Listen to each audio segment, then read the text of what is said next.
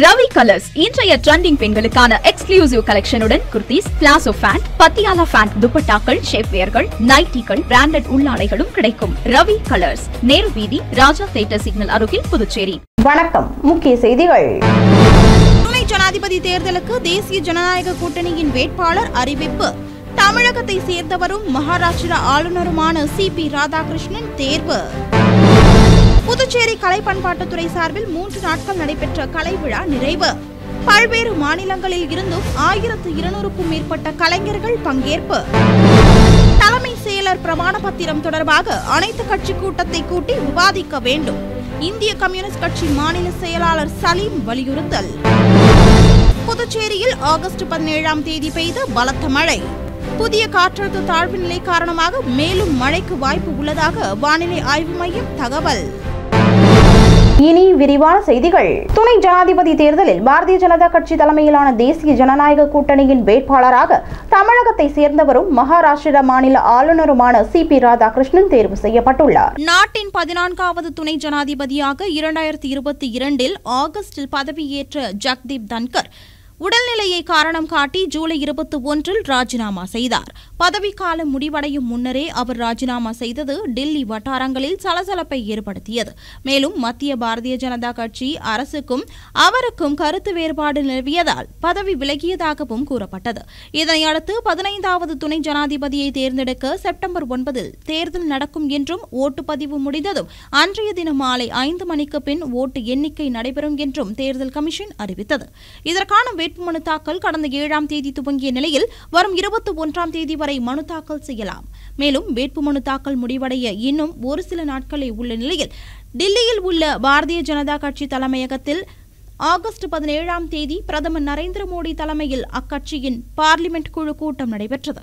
இந்த கூட்டத்தின் முடிவில் மத்தியில் ஆளும் தேசிய ஜனநாயக கூட்டணியின் துணை ஜனாதிபதி வேட்பாளராக தமிழகத்தை சேர்ந்தவரும் மகாராஷ்டிரா மாநில ஆளுநருமான CP ராதாகிருஷ்ணன் தேர்வு செய்யப்பட்டார். மேலும் இவர் 2 முறை கோவை லோக்சபா தொகுதி பாராளுமன்ற உறுப்பினராகவும் இருந்துள்ளார் என்பதும் தமிழக பாரதிய ஜனதா கட்சி தலைவராகவும் இவர் பதவி வகித்துள்ளார். தற்போது நாட்டின் உயரிய பதவிகளில் ஒன்றான துணை ஜனாதிபதி தேர்தலிலும் போட்டியிடுகிறார். தமிழகத்தில் அடுத்த ஆண்டு ஏப்ரலில் சட்டசபை தேர்தல் நடக்கவுள்ள நிலையில் தேசிய ஜனநாயக கூட்டணியின் துணை ஜனாதிபதி வேட்பாளராக தமிழரான CP ராதாகிருஷ்ணன் தேர்வு செய்யப்பட்டிருப்பது கவனிக்கத்தக்கது. புதுச்சேரி அரசு கலை பண்பாட்டுத்துறை சார்பில் 3 நாட்கள் நடைபெற்ற கலை விழா ஆகஸ்ட் 17ஆம் தேதி நிறைவு பெற்றது. புதுச்சேரி அரசு கலை பண்பாட்டுத்துறை தஞ்சை தென்னக பண்பாட்டு மையம் சார்பில் சுதந்திர தினத்தை முன்னிட்டு புதுச்சேரி கலை விழா 3 நாட்கள் நடைபெற்றன. அதன்படி புதுச்சேரி கடற்கரை, முருங்கப்பாக்கம் திரௌபதி அம்மன் கோவில் திடல், நெட்டப்பாக்கம், பரிக்கல்பட்டு, காட்டேரிக்குப்பம் ஆகிய 5 இடங்களில் நடைபெற்றன. இந்த கலை விழாவில் புதுச்சேரி, தெலுங்கானா, ஒடிசா, கேரளா உட்பட பல்வேறு மாநிலங்களைச் சேர்ந்த ஆயிரக்கணக்கான கலைஞர்கள் பங்கேற்றனர். இதன் நிறைவு நாளான ஆகஸ்ட் 17ஆம் தேதி கடற்கரை காந்தி திடலில் நடைபெற்ற நிலையில் விழாவில் அமைச்சர் திருமுருகன் பங்கேற்று நடன கலைஞர்களுக்கு சான்றிதழ்களை வழங்கினார். மேலும் இதில் கலை பண்பாட்டுத்துறை இயக்குநர் முரளிதரன் மற்றும் தஞ்சை தென்னக பண்பாட்டு மைய அதிகாரிகள் உட்பட பலர் கலந்து கொண்டனர். மேலும் கொட்டும் மழையிலும் கலை விழாவை சுற்றுலா பயணிகள், பொதுமக்களும் ஆர்வமுடன் கண்டு ரசித்தனர். தலைமை செயலர் பிரமாண பத்திரம் தொடர்பாக அனைத்து கட்சி கூட்டத்தை கூட்டி விவாதிக்க வேண்டும் என இந்திய கம்யூனிஸ்ட் கட்சி மாநில செயலாளர் சலீம் வலியுறுத்தியுள்ளார். தலைமை செயலர் உச்சநீதிமன்றத்தில் தாக்கல் செய்த பிரமாண பத்திரம் தொடர்பாக அனைத்து கட்சி கூட்டத்தை கூட்டி விவாதிக்க வேண்டும் என இந்திய கம்யூனிஸ்ட் கட்சி மாநில செயலாளர் சலீம் வலியுறுத்தியுள்ளார்.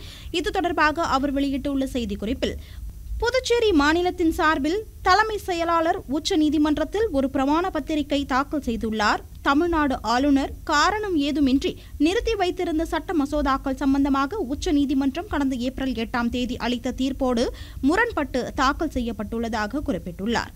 மேலும் மத்திய அரசின் வாதத்திற்கு இசைவாக ஜனாதிபதி மற்றும் ஆளுநர்களுக்கு சில தன் விருப்ப அதிகாரங்கள் உண்டு என்றும் இது நீதிமன்ற விசாரணைக்கு உட்பட்டது அல்ல என்றும் அந்த பத்திரத்தில் கூறப்பட்டுள்ளதாகவும் தலைமை செயலாளர் மத்திய பாரதிய ஜனதா அரசின் கொள்கைகளின் ஊதுகுழலாக தாக்கல் செய்யப்பட்டுள்ள இந்த பிரமாண பத்திரம் அடிப்படை ஜனநாயகம் மற்றும் கூட்டாட்சி தத்துவத்திற்கு எதிரானது என்றும் இதற்கு கண்டனம் தெரிவித்துக் கொள்வதாகவும் கூறியுள்ளார்.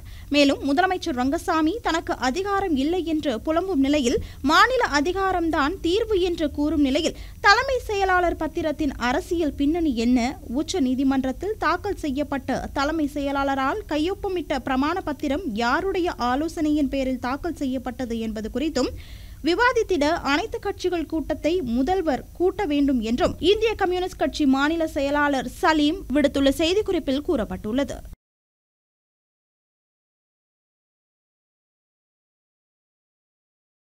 புதுச்சேரியில் ஆகஸ்ட் 17ஆம் தேதி இரவு பெய்த பலத்த மழையால் வெப்பம் தணிந்து குளிர்ச்சியான சூழல் நிலவி வருகிறது. புதுச்சேரியில் கடந்த 2 நாட்களாக வானம் மேகமூட்டத்துடன் காணப்பட்டு வந்த நிலையில் வெப்பசலனம் காரணமாக இடியுடன் கூடிய மழை பெய்யும் என சென்னை வானிலை ஆய்வு மையம் அறிவித்திருந்தது. இந்நிலையில் ஆகஸ்ட் 17ஆம் தேதி இரவு 7 மணி அளவில் நகர பகுதியில் திடீரென வானத்தில் கருமேகங்கள் சூழ்ந்து பின் சூறாவளி காற்றுடன் பலத்த மழை கொட்டி தீர்த்தது. 30 நிமிடத்திற்கு மேலாக பெய்த மழையில் சாரம் 45 அடி சாலை, இந்திரா காந்தி, ராஜீவ்காந்தி சிக்னலில் மழைநீர் பெருக்கெடுத்து ஓடியது. மேலும் காற்றுடன் மழை பெய்ததால் தாட்டாஞ்சாவடி, சாரம் உள்ளிட்ட சில இடங்களில் மின்சாரம் தடைப்பட்டது. இதனிடையே மத்திய மேற்கு வங்கக்கடல் மற்றும் அதையொட்டிய வடமேற்கு வங்கக்கடல் பகுதியில் புதிதாக ஒரு காற்றழுத்த தாழ்வு பகுதி உருவாகியுள்ளதாகவும் அடுத்த 24 மணி நேரத்தில் மேற்கு வடமேற்கு திசையில் இது நகர்ந்து காற்றழுத்த தாழ்வு மண்டலமாக வலுவடைய வாய்ப்புள்ளதாகவும் ஆய்வு மையம் தெரிவித்துள்ளது. மேலும் மேற்கு திசையில் காற்றின் வேக மாறுபாடு நிலவுவதால் தமிழகத்தில் சில இடங்களிலும் புதுச்சேரி மற்றும் காரைக்கால் பகுதியிலும் மணிக்கு 40 முதல் 50 கிலோமீட்டர் வேகத்தில் பலத்த தரைக்காற்றுடன் மிதமான மழை பெய்ய வாய்ப்புள்ளதாகவும் வானிலை ஆய்வு மையம் தெரிவித்துள்ளது. யூனியன் பிரதேச அரசுகளை நாட்டில் இருக்கக்கூடாது என்பதுதான் தங்கள் கட்சியின் கொள்கை என்று அகில இந்திய மஜ்லிஸ் கட்சியின் தேசிய தலைவர் அசாதுதீன் ஒவைசி தெரிவித்துள்ளார். புதுச்சேரியில் கட்சி நிகழ்ச்சியில் பங்கேற்க வந்த அகில இந்திய மஜ்லிஸ் கட்சியின் தேசிய தலைவர் அசாதுதீன் ஒவைசி தனியார் ஹோட்டலில் செய்தியாளர்களை சந்தித்து பேசினார்.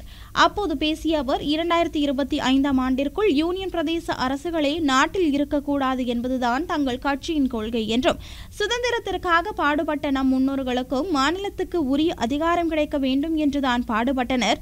மத்திய தொகுப்பு நிதிக்கு புதுவை யூனியன் பிரதேச அரசு இப்போது 3500 கோடியை அளித்து வரும் நிலையில் மத்திய அரசிடம் இருந்து 750 கோடிதான் திரும்பி வருகிறது என்று கூறியுள்ளார். மேலும் புதுவை, ஜம்மு காஷ்மீர் உள்ளிட்ட அனைத்து யூனியன் பிரதேசங்களும் அதிகாரமிக்க சட்டப்பேரவையுடன் அதாவது மாநில அந்தஸ்து பெற்றால்தான் பிரச்சினை தீரும் என்று குறிப்பிட்ட அவர் அந்தந்த மாநிலங்களை சேர்ந்தவர்கள் மாநில கட்சிகளை ஆட்சி செய்ய முடியும் என்றும் இந்த பிரச்சினை தொடர்பாக புதுவை மக்கள் ஒற்றுமையாக இணைந்து மாநில அந்தஸ்து கோர வேண்டும் என்றும் நாடாளுமன்றத்திலும் இந்த பிரச்சினை குறித்து விவாதித்து வருவதாகவும் தெரிவித்தார்.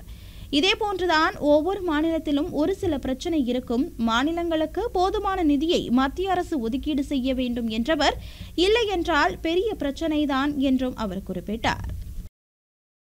புதுச்சேரியில் பகுதி நேர வேலை தருவதாக கூறி பெண்ணிடம் ஆன்லைன் மூலம் பணம் மோசடி செய்யப்பட்டது குறித்து சைபர் கிரைம் காவல்துறையினர் விசாரித்து வருகின்றனர். புதுச்சேரி தட்டாஞ்சாவடியை சேர்ந்த பெண் ஒருவர் ஆன்லைனில் பகுதி நேர வேலை தேடி வந்துள்ளார். இதனை அறிந்த ஆன்லைன் மோசடி கும்பல் அவரின் செல்போனுக்கு இணையதள முகவரி அனுப்பி பகுதி நேர வேலை தருவதாக கூறியுள்ளனர். இதற்காக முன்பணமாக 1,08,000 ரூபாயை ஆன்லைன் மூலம் பெற்று மோசடி செய்யப்பட்டது. இதேபோல் கோரிமேடு பகுதியை சேர்ந்த பெண் ஒருவரின் செல்போனுக்கு வங்கியில் இருந்து அனுப்பியது போல் ஒரு லிங்க் வந்துள்ளது. அந்த லிங்கை கிளிக் செய்து உள்ளே சென்று சிறிது நேரத்தில் அவரின் வங்கி கணக்கில் இருந்து 41,000 ரூபாய் மோசடி செய்யப்பட்டது. இதேபோல் மூலக்குளத்தை சேர்ந்தவருக்கு சிங்கப்பூரில் வேலை வாங்கி தருவதாக 25,000 ரூபாயும் மோசடி நடைபெற்றுள்ளது. இதேபோல் லாஸ்பேட்டையை சேர்ந்த பெண்ணிடம் 36,000 ரூபாயும், கரசூரை சேர்ந்தவரிடம் 15,240 ரூபாயும், சுதானா நகரை சேர்ந்தவரிடம் 15,000 ரூபாயும், ஜே நகரை சேர்ந்தவரிடம் 4,000, லாஸ்பேட்டையை சேர்ந்தவரிடம் 1,500 என பல்வேறு வகையில் ஆன்லைன் மோசடிகள் நடைபெற்றுள்ளன. இதுகுறித்த புகாரின் அடிப்படையில் சைபர் கிரைம் காவல்துறையினர் விசாரணை நடத்தி வருகின்றனர்.